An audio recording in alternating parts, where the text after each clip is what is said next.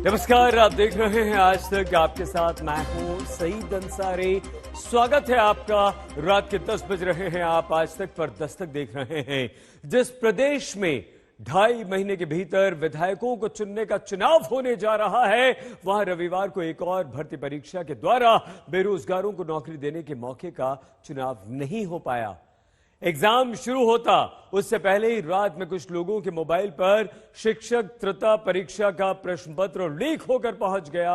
बेरोजगार नौजवान कहते हैं कि अब परीक्षा होगी तो भर्ती कब निकलेगी, चुनाव आ जाएंगे तो भर्तियां ऐसे ही आचार संहिता के नाम पर लटक जाएंगी। वो अपने 1 साल बर्बाद हो जाने से परेशान हैं और इसीलिए यह जरूरी है कि दस्तक देकर आज आप पूछिए, आखिर नेताओं का चुनाव कराना आता है तो फिर बेरोजगारों को नौकरी देने वाला चुनाव कराना आपको क्यों नहीं आता? ईवीएम सुरक्षित पहुंच सकती है तो भर्ती परीक्षाओं के पेपर क्यों नहीं? आखिर क्यों इंतहा होती जा रही है इम्तिहान की?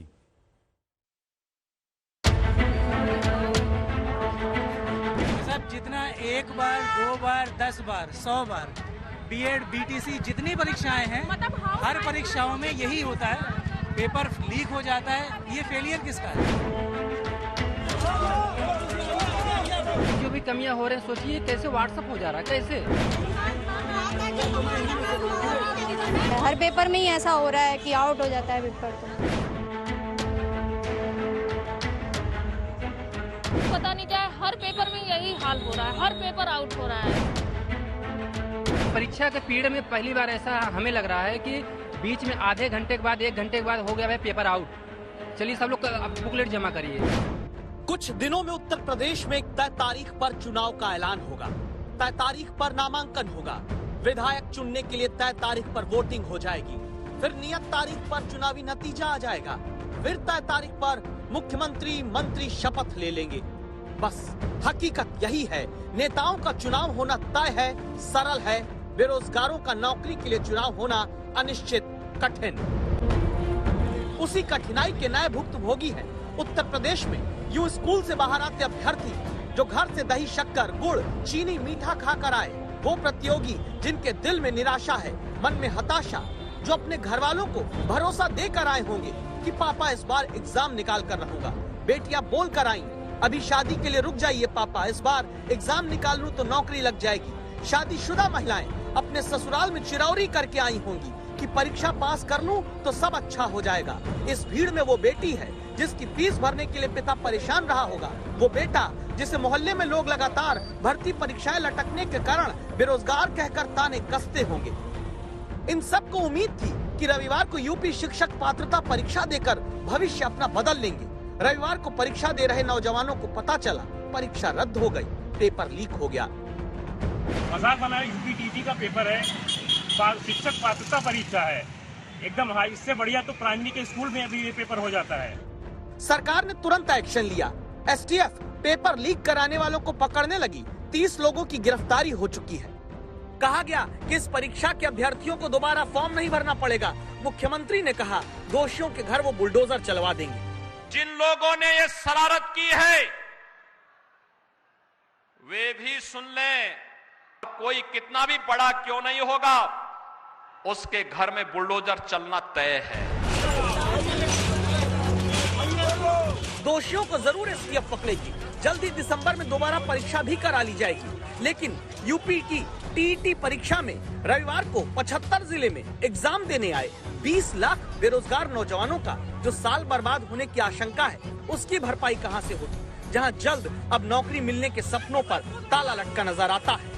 आप बताइए, हम लोग इतने दिन से तैयारी कर रहे हैं, कुछ आस लगाए हुए थे कि जो है पेपर भर्ती आएगी। आप बताइए आचार संहिता लग जाएगी, कौन सी भर्ती आएगी, ये पता था कि दिसंबर लास्ट तक भर्ती आएगी। हम लोग को मतलब एक मोटिवेशन था कि हाँ जो है पेपर और देने को मिलेगा, आगे हम लोग की नौकरी की आस थी। आप बताइए मार्च लग जाएगा, इलेक्शन आ जाएगा, भर्ती भी नहीं हो पाएगी। 1 साल पूरा हम लोग का वेस्ट हो गया। अब तो साल भर की मेहनत बेकार हो गई लगता है। अभी अगले महीने की डेट दे रहे हैं तो क्या लगता है कि आचार संहिता लागू हो जाएगी तो फिर कहाँ से वैकेंसी भी कहाँ से आएगी सर? आचार संहिता लागू हो जाएगी सर, खत्म सर। अभी अगले बार सर अभी सोचना ही नहीं है कि वैकेंसी इस साल आने वाली है। नेताओं के लिए चुनाव में सब कुछ सेट हो जाता है। कड़े घेरे में ईवीएम सुरक्षित तरीके से लाई ले जाई जाती है, लेकिन युवाओं के नौकरी के चुनाव में परीक्षा पत्र पारदर्शी तरीके से लाए नहीं जा पाते। पेपर आउट होने के 4 रास्ते हो सकते हैं। पहला, जहां से पेपर प्रिंट हो। दूसरा, पेपर रास्ते में लाए जाते वक्त आउट हुआ हो। तीसरा, पेपर बनाने की जिम्मेदारी जिस पर हो। चौथा, हर जिले में जहां ट्रेजरी में पेपर रखा जाता है। यूपी टीईटी के एग्जाम में पेपर बनाने, छापने और जिले के कोषागारों तक पहुंचाने का जिम्मा मुंबई की एक एजेंसी को मिला। हर जिले की ट्रेजरी में शनिवार शाम तक डीएमएसपी की मौजूदगी में क्वेश्चन पेपर डबल लॉकर में जमा कराया गया। रविवार सुबह 7 बजे से परीक्षा के दिन प्रश्न पत्र परीक्षा केंद्रों पर भेजने के लिए डीएमएसपी की मौजूदगी में ही हर जिले की ट्रेजरी खोली जानी थी। लेकिन एग्जाम शुरू होने से कई घंटे पहले देर रात 12:05 पर दावा है कि सॉल्वर गैंग को पेपर मिल चुका था। कौशाम्बी से पकड़े गए रोशन पटेल नाम के सरगना को पहली पाली का पेपर लखनऊ में रात 12 बजे मोबाइल पर दिए जाने का दावा है। अब उन्हीं अपराधियों को पकड़ने का जिम्मा निभा रहे यूपीएसटीएफ के मुखिया अमिताभ यश कहते हैं, ये नेक्सस तो बड़े होंगे ही, क्योंकि ये क्वेश्चन पेपर्स जो रिक्रूटमेंट एग्जाम से संबंधित होते हैं, they are worth a king's ransom. और इसमें इस तरह के अपराध में इतना बड़ा पैसा इन्वॉल्व होता है, इसलिए ये अपराधीगण इस काम में लगातार लगे रहते हैं। कोई भी एग्जाम, हर एग्जाम पर अटेम्प्ट होता है, कोई भी एग्जाम इनसे छूटता नहीं है। ये जो एग्जाम कराने वाले एजेंसीज, एसटीएफ जैसे ऑर्गेनाइजेशंस, ये मिल करके कई बार इसको प्रिवेंट करा ले जाते हैं और कभी कभी ये सफल हो जाते हैं। कभी कभी ना कहें, बल्कि कहा जाए कि ज्यादातर वक्त अपराधी ही बेरोजगारों के सपने रौंदने के लिए सिस्टम को ठेंगा दिखाकर सफल हो जाते हैं। क्योंकि दावा है, अगस्त 2017 में यूपी में सब इंस्पेक्टर की सीधी भर्ती का पेपर लीक हुआ। फरवरी 2018 में यूपी पीसीएल का पेपर लीक हुआ। अप्रैल 2018 में यूपी पुलिस की भर्ती का पेपर लीक हुआ। जुलाई 2018 में अधीनस्थ सेवा चयन बोर्ड का पेपर आउट। अगस्त 2018 में स्वास्थ्य विभाग प्रोन्नत का पेपर लीक। सितंबर 2018 में नलकूप ऑपरेटर की भर्ती का प्रश्न पत्र आउट हुआ। 2018 में ही 41,520 सिपाही भर्ती पेपर लीक का दावा किया गया। जुलाई 2020 में 69,000 शिक्षक भर्ती का पेपर लीक हुआ। अगस्त 2021 में बीएड प्रवेश परीक्षा का पर्चा आउट हुआ। अगस्त 2021 में ही 70,000 सीसीटीवी कैमरे की निगरानी में होने वाली पीईटी यानी प्रिलिमिनरी एलिजिबिलिटी टेस्ट का पेपर भी लीक हो गया। अक्टूबर 2021 में सहायता प्राप्त स्कूल के शिक्षक प्रधानाचार्य का पेपर लीक कर दिया गया। इस बार भी पेपर लीक कराने का अपराध तंत्र जीत गया। हार गए वो नौजवान जिन्होंने एक टीचर बनने के लिए न जाने कितनी मेहनत की। हार गए वो माता पिता जिन्होंने बच्चों की तैयारी के लिए न जाने कितने त्याग किए। मानसिक संतुलन खराब होता है इससे। फिर आगे 1 महीने के बाद जैसे आप बता रहे हैं कि पेपर होगा, तो उस पर फिर विश्वास नहीं रहता है। पता नहीं वो भी कहीं इसकी भेंट न चढ़ जाए। लाखों रुपए की फीस भरी जाती, कोई इंसान जेवर बेच रहा, कोई खेतियाँ रख रहा, कोई अपने लोन ले रहा, कुछ नहीं कर रही सरकार। राजनीति के चश्मे से देखकर इसे किसी एक राज्य की कहानी मत समझिएगा। यही कहानी हर पार्टी के शासित राज्य की है। 3 दिन से राजस्थान के बेरोजगार यहाँ धरना दे रहे हैं। राजस्थान के बेरोजगार उत्तर प्रदेश में प्रियंका गांधी वाड्रा के पास गुहार लगाने आए हैं। गुहार इसलिए क्योंकि राजस्थान की गहलोत सरकार ने बेरोजगारों को भर्ती देने का लिखित समझौता करके उनसे विश्वासघात किया। वो राजस्थान जहां पेपर कराना एक बड़ी चुनौती बन गया है। राजस्थान में पेपर लीक ना हो तो फिर भर्ती कैसी? हालत ये कि जुलाई 2014 में आरएएस भर्ती पर्चा आउट होने से रद्द हो गई। दिसंबर 2015 में एलडीसी भर्ती पेपर लीक से रद्द हुई। मार्च 2018 में कांस्टेबल भर्ती भी पेपर लीक के कारण रद्द की गई। 2019 में पटवारी भर्ती को रद्द करना पड़ा। दिसंबर 2019 में ही लाइब्रेरियन परीक्षा का पेपर लीक हो गया। दिसंबर 2020 में राजस्थान में जूनियर इंजीनियर भर्ती परीक्षा का पेपर भी सुरक्षित तरीके से नहीं हो पाया। 2021 में सब इंस्पेक्टर रीट भर्ती में पेपर लीक का बड़ा आरोप है। पिछले 3 दिन से राजस्थान के युवा बेरोजगार लखनऊ उत्तर प्रदेश कांग्रेस कार्यालय के बाहर पड़े हुए हैं। 3 दिन से किसी ने खाना भी नहीं खाया, अनशन जारी है और सर्दी ने बिना बिस्तर के यहाँ हम रात बिता रहे हैं। श्रीमती प्रियंका गांधी जी से हमारी गुहार है कि हमारी मांगों को माने, हमें न्याय प्रदान करें, अन्यथा हम लोग यहाँ से जाने वाले नहीं है। राजस्थान यहाँ से हमारी लाशें जाएंगी। राज्य कोई भी हो, हकीकत एक है, भर्तियां या तो लटकी रहेंगी, एग्जाम होंगे तो पेपर लीक होगा। पेपर लीक से बचकर परीक्षा किसी तरह करा ली तो अदालत में भर्ती फंस जाएगी। ऐसे एक एक नौकरी हर राज्य में वर्षों सिस्टम लटकाता भटकाता है। फिर से नेताओं का चुनाव हो जाता है, लेकिन बेरोजगार अपने चुनाव के लिए इंतजार करता रह जाता है। आशीष श्रीवास्तव और समर्थ श्रीवास्तव के साथ संतोष कुमार, लखनऊ आज तक। 230 रुपए एक दिन के, ये मनरेगा के मजदूर को मिलने वाली मजदूरी के आसपास की रकम है। 230 रुपए हमारे देश में एक बड़े वर्ग के महानगरों में सैलून में एक बार बाल काटने का दाम है। 230 रुपए संभव है कि आपके एक समय के ब्रेकफास्ट का खर्चा हो, और यही 230 रुपए दिन के जिसमें मिल जाएं, वो नौकरी पाने के लिए गुजरात में हजारों बेरोजगार नौजवान जुटे। एक अनार 100 बिना वाली स्थिति में 600 पद के लिए 6000 से ज्यादा नौजवानों के आने पर क्या स्थिति पैदा हुई। बेरोजगारी को तस्वीरों से समझने वाली हमारी ये रिपोर्ट देखिए।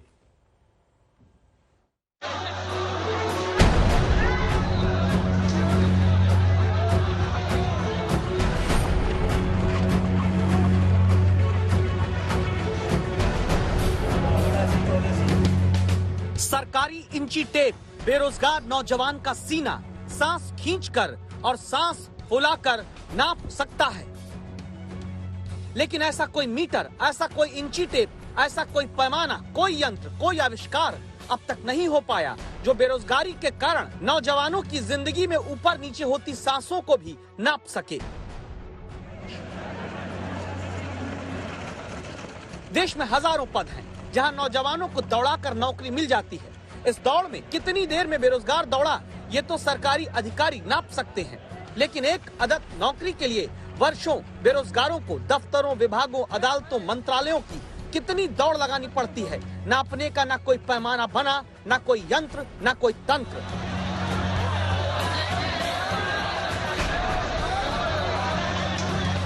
इसीलिए ऐसी तस्वीरें आती हैं, बताती हैं बेरोजगारी का आलम क्या है।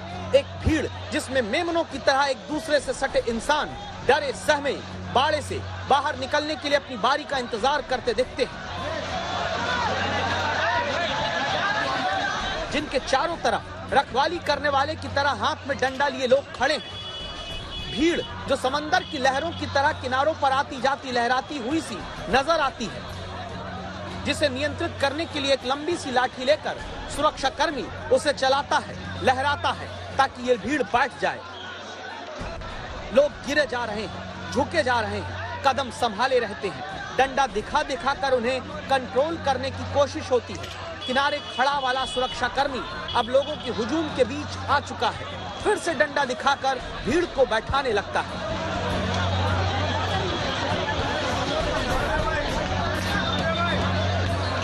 ये भीड़ किसी चुनावी रैली की नहीं, ये भीड़ कोई महीने का मुफ्त राशन लेने नहीं आई। ये हजारों लोग बेरोजगार हैं, गुजरात के बेरोजगार। कोस कोस पर पानी बदले, 4 कोस पर बानी, ये बात सच है। लेकिन देश के किसी भी कोने में जाइए, बेरोजगारी में बदलाव नहीं दिखेगा। गुजरात के बनासकांठा में ये बेरोजगार कौन है, जानिए। ग्राम रक्षक दल की 600 पोस्ट के लिए 6000 से ज्यादा बेरोजगार पहुंचे, यानी प्रति एक पोस्ट 10 बेरोजगार। सिर्फ 5वीं पास योग्यता वाली भर्ती में हजारों बेरोजगारों का रेला नजर आया, जिसमें सिर्फ 230 रुपए दिन के भत्ते के तौर पर चयन के बाद मिलने होते हैं। 700 से 700 जन लेने का है, लेकिन यहाँ पे 10 से 15 लोग आ गए, तो हमारा नंबर लगेगा नहीं लगेगा कुछ पता नहीं। ये भीड़ किसी इलेक्शन की रैली की होती तो ये कुर्सी भी पाते, पानी और खाने का पैकेट भी, आने जाने का किराया भी। बेरोजगारों को जहां भर्ती भी कृपा की तरह मिलती हो, वहां अपने नंबर का इंतजार करना भी बहुत बड़ी बात बना दी जाती है। संभव है कि 5वीं पास योग्यता वाली भर्ती के लिए ग्रेजुएट भी आए हो, कोई इसमें डबल MA हो, किसी ने तो और भी कोई बड़ी डिग्री ली हो, जो एक नौकरी की आस में 230 रुपए दिन के भत्ते वाला रोजगार पाने के लिए यहाँ लाइन में खड़ा हो। आप कहेंगे कैसा कैसे हो सकता है, तो सुनिए। भर्ती चाहे ग्राम रक्षा के नाम पर पंचायत स्तर पर सुरक्षा शांति बनाने वालों की हो, या फिर भर्ती चाहे बच्चों को शिक्षा देने के लिए पात्रता परीक्षा पास कर चुके युवाओं की, सरकारी नौकरी पाना हर जगह टेढ़ी खीर हो जाता है। मिलिए सौराष्ट्र के किसान परिवार के बेटे से, जिन्हें टीचर एलिजिबिलिटी टेस्ट पास करने के 4 साल बाद भी 1ली से 8वीं क्लास तक में पढ़ाने वाले शिक्षक भर्ती का इंतजार करना पड़ रहा है। घर वालों से नजरें मिलाना इनका मुश्किल हो गया। उम्मीद लगाए बैठे हैं मेरे से कि मेरे बच्चे के का रिक्रूटमेंट होगा, वो टीचर भर्ती में एलिजिबल होगा। वो हर रोज मेरे से पूछते हैं मैडम के बेटा तेरी भर्ती का क्या हुआ, पर मैडम अभी ऐसा हुआ कि मैं उनसे आंख से आंख मिलाकर बात नहीं कर पाता हूँ क्योंकि 2018 से हमारी भर्ती नहीं हुई। हकीकत यह है कि 4 साल से एक टीचर की भर्ती गुजरात में नहीं की गई, इसीलिए जो भी सरकारी नौकरी कहीं पर भी खुलती है उसमें अपना भाग्य आजमाने के लिए हजारों लोग दौड़ पड़ते हैं, खड़े हो जाते हैं लाइन लगाकर कि चलो यहीं शायद रोजगार मिल जाए। बनासकांठा से गणेश परमार और अहमदाबाद से गोपी घांघर के साथ आज तक ब्यूरो। इंतहा तो उस इंतजार की भी हो रही है जो पश्चिमी उत्तर प्रदेश के गन्ना किसान कर रहे हैं। सरकारी आंकड़े कहते हैं कि गन्ना किसानों को भुगतान हो चुका है, लेकिन मुजफ्फरनगर के गन्ना किसान अब भी पिछले साल के बकाये का इंतजार कर रहे हैं।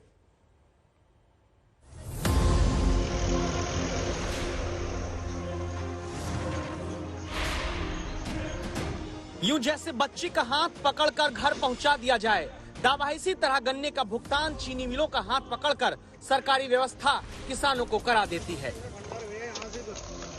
हकीकत और दावों में अंतर होता है। गन्ना उगाकर पूरे प्रदेश और देश को मिठास देने वाले उत्तर प्रदेश के मुजफ्फरनगर की कहानी इसीलिए देखना जरूरी है। अजीत सिंह मुजफ्फरनगर के अपने घर में बिस्तर से अब ज्यादा नहीं उठ पाते। एक हादसे में पैर ऐसा टूटा कि जुड़ना मुश्किल। गन्ना लगाना, उगाना, बेचना, घर चलाना सब कुछ छोटे भाई के भरोसे है। संवाददाता मिलन शर्मा को मुजफ्फरनगर का ये परिवार बताता है गन्ने का पूरा पैसा न मिलने से कैसे कर्ज सिर पर चढ़ जाता है। मैम लगभग 2 लाख के लगभग बकाया है और जो एक्सीडेंट हुआ उसमें इधर उधर से पैसा उठा के उधार ऑपरेशन करवाया क्योंकि ये कब तक घर पे बैठे रहते, तो ये कंडीशन है। अब बताओ जब नहीं पैसा मिलेगा तो क्या करेगा आदमी, कहीं ना कहीं से तो लेगा उधार। तो जो बकाया है आपका कितने समय से नहीं मिल पाया आपको?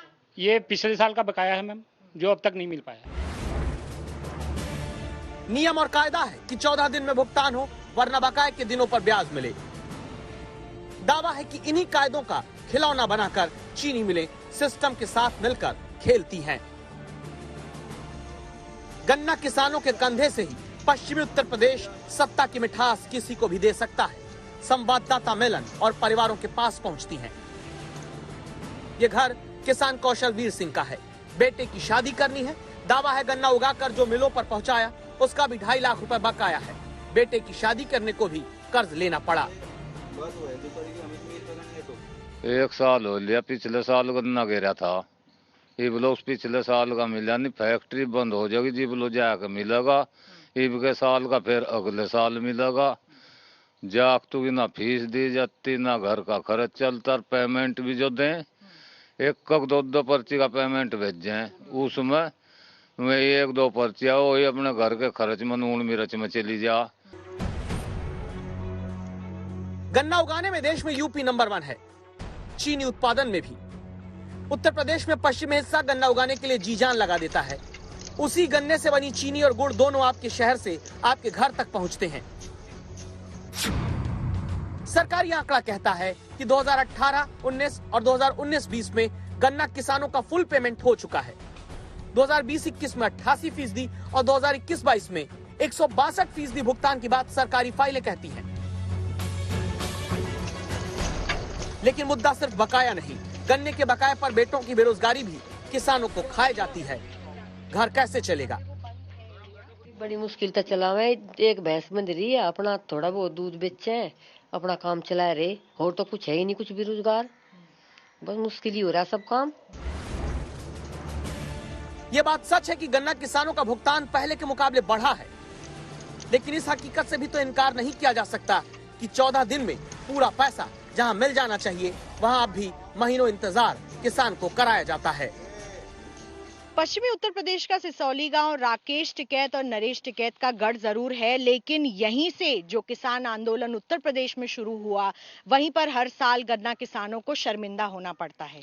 चीनी मिलें बकाया नहीं देती हैं। सरकार दावे करती है कि बकाया मिलेगा, लेकिन कहीं ना कहीं सरकार और चीनी मिलों के बीच पैसा रुक जाता है, कर्ज में किसान यहाँ पर डूबा हुआ है और हर साल की तरह फिर से गन्ना किसान पूछता है कि उनको वो बकाया जो 14 दिन में मिलना चाहिए वो 1 और 1.5 साल तक क्यों रुका रहता है। आलोक दास के साथ सिसौली, पश्चिमी उत्तर प्रदेश से मैं मिलन शर्मा, आज तक।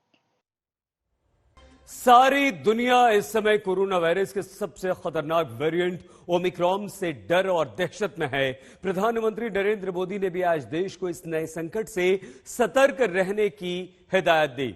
लेकिन जब दुनिया कोरोना के नए खतरे को लेकर बेहद चिंतित है, उसी समय ब्रिटेन एक ऐसा अभियान चलाने जा रहा है जिसके बल पर वो कोरोना के इस नए वेरिएंट को हराने का मंसूबा पाले बैठा है। तो आखिर ब्रिटेन क्या करने वाला है? अमेरिका के चीफ मेडिकल ऑफिसर ने किस चीज को ओमिक्रॉन का इलाज बताया है, ये रिपोर्ट आप प्लीज देखिए। कोरोना के विरुद्ध जोरदार दस्तक दीजिए।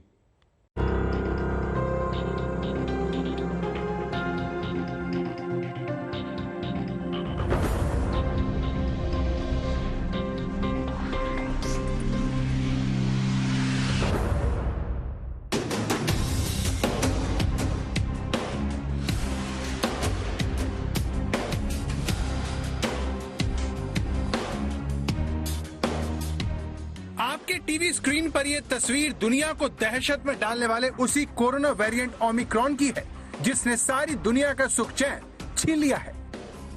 लेकिन जब सारी दुनिया चिंता के समंदर में डूबती जा रही है, तब ब्रिटेन के प्रधानमंत्री क्रिसमस के जश्न को लेकर आश्वस्त हैं। वजह है booster dose. I think the UK continues to be in a much stronger position. We continue to be in a strong position, largely thanks to the speed of the vaccine rollout and now the booster rollout. And तो क्या delta से भी खतरनाक, सबसे ज्यादा mutation करने वाला डरावना ओमिक्रॉन बूस्टर डोज से हार सकता है? If you're boosted, your response is likely to be stronger.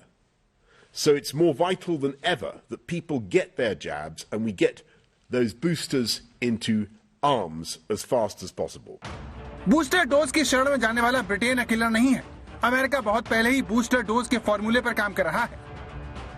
ये 79 साल के अमेरिकी राष्ट्रपति जो बाइडेन हैं, जिन्होंने कोरोना के सबसे खतरनाक वेरिएंट ओमिक्रॉन के आने से बहुत पहले ही बूस्टर डोज ले ली। Hello everybody, how you doing? Like I did in my first and second COVID-19 vaccination shot, I'm about to get my booster shot and do it publicly.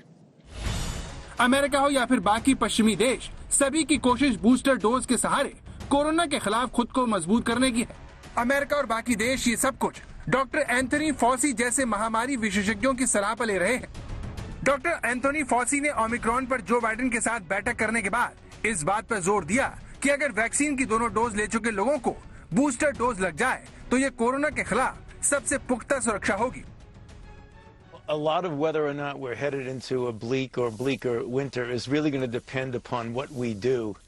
And I think what you're seeing is just the manifestation of what we've been talking about, why it is so important for people to get vaccinated and for those who are fully vaccinated to get boosted. तो सवाल सीधा है, अगर vaccine की booster dose corona के नए variant Omicron का सबसे पुख्ता बचाव है, तो भारत में बूस्टर डोज कब लगेगी? भारत सरकार की इसे लेकर क्या तैयारी है, जो फिलहाल लोगों को कोरोना के नए खतरे से सतर्क कर रही है? नए वेरिएंट की खबरें भी हमें और सतर्क करती हैं और सजग करती हैं। मैं संसद के सभी साथियों को भी सतर्क रहने के लिए प्रार्थना करता हूं। लेकिन राज्य सरकारें सतर्क रहने की हिदायत के साथ साथ बूस्टर डोज देने की मांग कर रही हैं। We requested the central government because in January they taken first dose frontline workers. So booster dose must be needed. Some suggestion came from the medical authorities, experts. That's why we are requesting the central government. I think almost all within a week or 10 days they will give the permission. America और United kingdom से पहले Israel booster dose देने वाला पहला देश था। उसने पहले 60 साल से ऊपर वालों को बूस्टर डोज दी और फिर इसे 12 साल से ज्यादा वालों के लिए शुरू किया। कनाडा 18 साल से ज्यादा के सभी वयस्कों को बूस्टर डोज लगवा रहा है। वहीं फ्रांस में ये उम्र 65 साल है, स्पेन 70 साल से ऊपर, तो स्वीडन में 80 साल से ज्यादा उम्र वालों को बूस्टर डोज दिया जा रहा है। from today, we're going to boost the booster campaign. We're already planning to do 6 million jabs in England alone over the next 3 weeks. And now we're looking to go further. So the Health Secretary has asked the JCVI, the Joint Committee on Vaccination and Immunisation, to consider giving boosters to as wide a group as possible, as well as reducing the gap between your second dose and your booster. तो सवाल वही है, भारत के लोगों को booster dose कब लगेगा? क्योंकि भारत में भी ओमिक्रॉन के खतरे की दस्तक का डर बढ़ता जा रहा है। वृंदावन में टूरिस्ट वीजा पर आई रूसी महिला कोरोना पॉजिटिव पाई गई। यहीं पर फ्रांस और स्पेन के एक नागरिक में भी कोरोना की पुष्टि हुई, लेकिन अभी तक इनमें कोरोना के नए वेरिएंट ओमिक्रॉन की पुष्टि नहीं हुई है। वहीं मुंबई के डोंबिवली में दक्षिण अफ्रीका से लौटा एक शख्स कोरोना पॉजिटिव पाया गया। इधर मध्य प्रदेश के जबलपुर में बोत्सवाना से लौटी एक विदेशी महिला के लापता होने पर स्वास्थ्य विभाग के हाथ पर कांप गए। कड़ी मशक्कत के बाद जाकर इस महिला को ढूंढ निकाला गया। कॉलेज ऑफ मटेरियल मैनेजमेंट, जहां पर कुछ नॉलेज एक्सचेंज प्रोग्राम चला करते हैं, उक्त महिला वहां प्रशिक्षण हेतु 18 तारीख को आई है। क्वारंटीन उसका 10 दिन का हो गया है। वो महिला पूर्णतः वैक्सीनेटेड है और एसिम्प्टोमेटिक है। ड्यूरिंग ट्रैवल भी उसका आरटीपीसीआर नेगेटिव था। एहतियातन आज हम उसका आरटीपीसीआर फिर करा रहे हैं। सवाल यह है कि क्या भारत में इस खौफ को बूस्टर डोज से कम नहीं किया जाना चाहिए, जबकि राज्यों के पास केंद्र की तरफ से दी गई 24 करोड़ 61 लाख वैक्सीन बेकार पड़ी है। 29 नवंबर 2021 तक केंद्र सरकार ने राज्यों को 137 करोड़ से ज्यादा वैक्सीन की सप्लाई की, जबकि राज्यों के पास 24 करोड़ 61 लाख 87,131 से ज्यादा वैक्सीन बैलेंस में पड़ी हुई है, क्योंकि लोग दूसरी डोज लगवाने आ ही नहीं रहे। सवाल यह है कि क्या इन 24 करोड़ वैक्सीन का इस्तेमाल बूस्टर डोज के तौर पर नहीं किया जाना चाहिए? वैक्सीन बेकार हो जाए, क्या उससे बेहतर ये नहीं है कि इसे फ्रंटलाइन वर्करों, बुजुर्गों और बीमारों को लगा दी जाए? दिल्ली से मिलिंद शर्मा के साथ आज तक ब्यूरो। हमारे देश में बूस्टर डोज लगने का एक और कारण हाल ही में आई एक स्टडी को बताया जा रहा है, जिसमें 6 महीने के अंदर ही वैक्सीन का असर कम होने का दावा किया गया। भारत में साल 16 जनवरी से वैक्सीन कार्यक्रम की शुरुआत हुई थी और इस तरह हमारे देश में करोड़ों लोग अभी ऐसे हैं, फ्रंटलाइन वर्कर्स ऐसे हैं जिन्हें वैक्सीन लगे 6 महीने से ज्यादा बीत चुके हैं। मतलब अगर इन सभी लोगों में वैक्सीन का असर कम हो गया या फिर हो रहा है, तो ओमिक्रॉन का यह नया खतरा हमारे देश के सामने एक बड़ी समस्या खड़ी कर सकता है।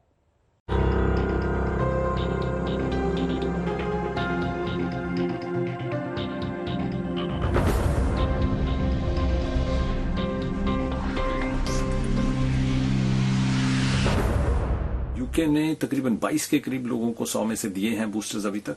यूरोपियन यूनियन में ये मात्रा काफी कम है, उन्होंने 8 से कम लोगों को ये बूस्टर दिए हैं और इसके चलते यूरोप में और भी जो वैक्सीनेशन अपटेक है वो भी कई देशों में कुछ कम है। तो विशेषज्ञ भी बूस्टर डोज को कोरोना के डर से बचने का सबसे आसान रास्ता मानते हैं, जिसमें आपका शरीर उसके खतरे के खिलाफ अतिरिक्त सुरक्षा से लैस हो जाता है। But again, I can't stress enough. One, if you have not had the booster shot, get the booster shot. Cannot stress enough the importance of getting vaccinated for those who have not been vaccinated. I will say what I say every time because it remains true. They are safe. The vaccines are safe. They are free, and they will save your life.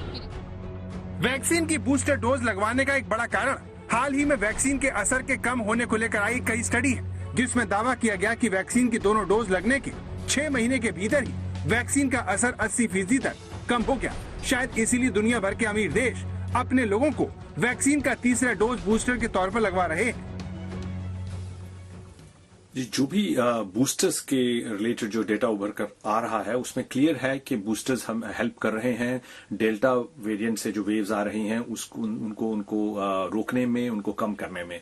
UK की जो एक recent study है उसमें clearly ये पाया गया है कि वैक्सीनेशन की सेकेंड डोज लगने के 5 महीने के बाद जो प्रोटेक्शन है वो कम हो जाती है। एस्ट्राजेनेका और फाइजर दोनों में ये प्रोटेक्शन एस्ट्राजेनेका में तकरीबन 43% के करीब हो जाती है और 62% 2% रह जाती है फाइजर की डबल डोज के बाद 5 महीने के बाद। लेकिन अगर हम इन केसेस को जब हम बूस्टर दे देते हैं तो वो प्रोटेक्शन बूस्टर देने के 2 हफ्ते के बाद ही वो 93-94% तक दोनों में बढ़ जाती है और वो फिर से जो प्रोटेक्शन है वो इंक्रीज करती है। और इसका जो नतीजा है हमने देखा है यूके की वेव में देखा है कि जो लोग जिनको बूस्टर दिए जा रहे थे उनमें हॉस्पिटलाइजेशन उनमें जो डेथ्स थी वो बहुत कम हो जाती।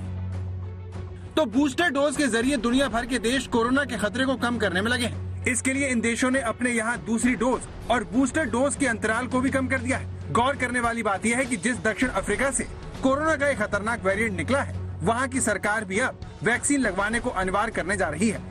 रॉयटर्स की एक रिपोर्ट के मुताबिक वैक्सीन की खुराक की पर्याप्त आपूर्ति के बावजूद दक्षिण अफ्रीका में केवल 1/4 लोगों ने ही वैक्सीनेशन की दोनों डोज ली है। इसके पीछे कारण ग्रामीण क्षेत्रों में वैक्सीन पहुँचाने में समस्या, लोगों के बीच संकोच है।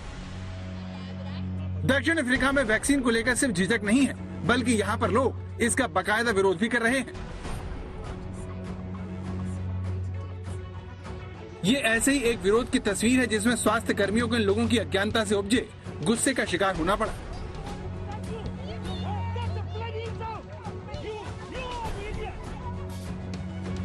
वैक्सीन का यही विरोध दक्षिण अफ्रीका को भारी पड़ रहा है और वहाँ कोरोना के कहर को बरपाने का मौका मिल गया है। भारत में भी ऐसे लोगों की कमी नहीं है। देश में 34,33,58,839 लोग ऐसे हैं जो अपनी वैक्सीन की दूसरी डोज लेने ही नहीं आए, जबकि राज्य सरकारों के पास 24 करोड़ से ज्यादा वैक्सीन इनका इंतजार कर रही हैं। ये सब तब हो रहा है जब वैक्सीन की दोनों डोज कोरोना से मौत के खतरे को कम करने का सबसे पुख्ता हथियार है। वहां पे अभी भी जो वेव्स हैं वो बढ़ रही हैं और अनवैक्सीनेटेड लोगों में डेथ्स और हॉस्पिटलाइजेशन ज्यादा सीवियर है। वैक्सीनेटेड में डेथ्स और हॉस्पिटलाइजेशन से बचाव है, लेकिन बूस्टर जब दे देते हैं तो वो बचाव और भी ज्यादा बढ़ जाता है। यानी जिन 34 करोड़ लोगों ने कोरोना की दूसरी वैक्सीन नहीं ली है, वो इस महामारी के जानलेवा वार से पूरी तरह से सुरक्षित नहीं है। लेकिन समस्या सिर्फ इतनी भर नहीं है। भारत में 123 करोड़ से ज्यादा कोरोना के टीके लग चुके हैं, जिसमें 78 करोड़ को पहली डोज और 44 करोड़ से ज्यादा लोगों को दूसरी डोज शामिल है। इस तरह भारत की 83.71% आबादी ऐसी है जिसे या तो वैक्सीन की एक डोज लग चुकी है या फिर वो दोनों टीके लगवा चुके हैं। इतनी बड़ी संख्या के बावजूद भारत में 16.29% आबादी ऐसी है जिस तक वैक्सीन की एक डोज भी नहीं पहुंच पाई है। इसीलिए सरकार की पहली कोशिश वैक्सीन के कवर को पूरा करने की है, यानी उसकी पहली प्राथमिकता पूरी आबादी को कोरोना का कवच पहनाने की है, क्योंकि इसके बिना बात नहीं बनेगी। आप ही सोचिए, अगर देश के 16.29% लोगों को वैक्सीन न देकर कोई भी सरकार बूस्टर डोज की तरफ कैसे जा सकती है। हालांकि सरकार ने संकेत दिया है कि वो बूस्टर डोज पर जल्द ही नीति ला सकती है। कोविड टास्क फोर्स के हेड डॉक्टर N.K. अरोड़ा ने कहा कि कोरोना वैक्सीन के अतिरिक्त और बूस्टर डोज को लेकर 15 दिन के भीतर व्यापक नीति आ सकती है। डॉक्टर अरोड़ा ने कहा, वैक्सीनेशन पर national technical advisory group booster और अतिरिक्त डोज पर एक व्यापक नीति बना रहा है। इस नीति के तहत ही तय किया जाएगा कि किसे अतिरिक्त वैक्सीन की जरूरत है। WHO भी बूस्टर डोज को एक घोटाला बता चुका है, क्योंकि जब तक सारी दुनिया को वैक्सीन नहीं लगती, कोरोना का नया वेरिएंट आता ही रहेगा। इसीलिए उसे लगता है कि बूस्टर डोज के बजाय अमीर देशों को गरीब देशों में लोगों को वैक्सीन लगवानी चाहिए, तभी इस बीमारी से छुटकारा मिलेगा। भारत भी इसी रणनीति पर काम कर रहा है और उसकी कोशिश उन 15 करोड़ लोगों को कोरोना का पहला टीका लगाने की है, जिनके ऊपर कोरोना का सबसे ज्यादा खतरा मंडरा रहा है। दिल्ली से मिलिंद शर्मा के साथ आज तक ब्यूरो।